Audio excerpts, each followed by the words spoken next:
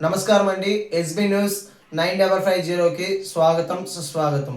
ఏ రోజు వార్త ఆ రోజు మనకు అప్డేట్ కావాలంటే ఎస్బీ న్యూస్ 9550 ఛానల్ను మీరు సబ్స్క్రైబ్ చేసుకుంటే ప్రతిరోజు వార్త మీకు అప్డేట్గా ఉంటుంది.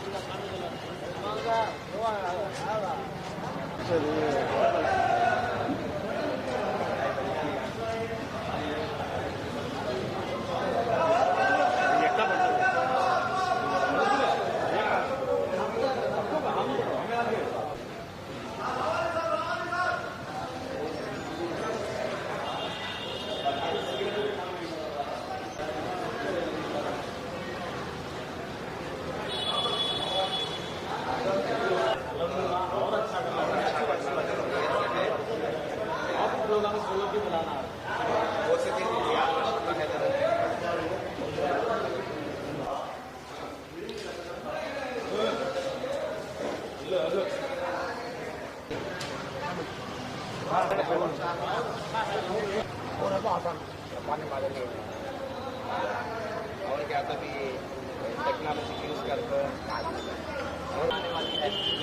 तुम्हारे हमको शिकायत हम बोले थे इंशाल्लाह जरूर से उसके लिए काम करना है। वेटनरी डॉक्टर से आना पूरा प्रोसीजर करके हाँ ये ना नीट लग रहा है।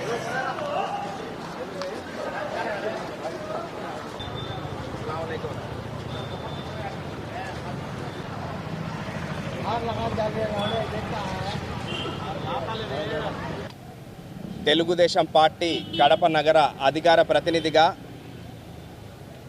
విష పరిజ్ఞానం ఉండాలని చెప్పి సమస్యల పట్ల అవగాహన కల్పించాలని చెప్పి వాస్తవ పరిస్థితులు స్థితిగతులను తెలుసుకోవాలనే ఉద్దేశంతో కార్పొరేషన్ పరిధిలో ఉండే ప్రతి యూనిట్ని సందర్శించడం పరిశీలించడం జరుగుతూ ఉంది.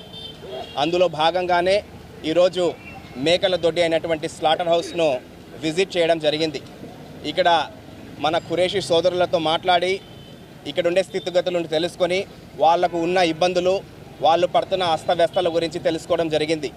తెలుగుదేశం పార్టీ ఎమ్మెల్యే మాధవిరెడ్డి గారు, అదేవిధంగా జిల్లా అధ్యక్షులు శ్రీనివాసులు రెడ్డి గారు కడప నగరానికి స్వచ్ఛ కడప, సుందర కడపగా తయారు చేయాలి, ఒక అద్భుత నగరంగా తయారు చేయాలనే ఉద్దేశంతో ఆశలతో పనిచేస్తున్నారు.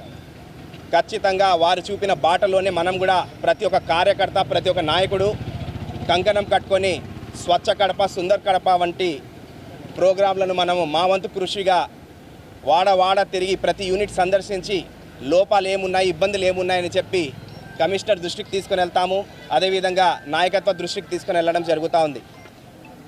ఈ స్లాటర్ హౌస్ తర్వాత డంపింగ్ యార్డు, అదేవిధంగా రిమ్స్, అన్ని డ్రైన్స్ దగ్గర కూడా సందర్శించి తెలుగుదేశం పార్టీ వచ్చే స్థానిక సంస్థల్లో మనం విజయం సాధించిన తర్వాత కళ్ళబొల్లి మాటలతో కాకుండా చేతలతో చేసి చూపించి కడప నగరానికి ఒక అద్భుత నగరంగా చేయడమే లక్ష్యంగా మనము పాటుపడతామని చెప్పి ఈ సందర్భంగా తెలియపరుస్తున్నాను.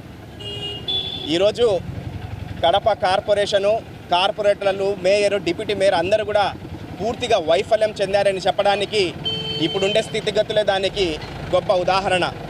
కాబట్టి ఖచ్చితంగా తెలుగుదేశం పార్టీ నాయకులు అందరం కూడా మనము సమాయుక్తమై ప్రజల దగ్గరికి వెళ్ళి వారి యొక్క సమస్యలు తెలుసుకొని ఒక అజెండాను రూపొందించుకొని ప్రజలకు సముచిత సుపరిపాలన అందించడమే లక్ష్యంగా తెలుగుదేశం పార్టీ పాటుపడుతుందని చెప్పి ఈ సందర్భంగా అక్కడుండే స్థానిక ఖురేషులు అడగడం జరిగింది వాళ్లకు ఏం సమస్యలు ఉన్నాయని చెప్పి.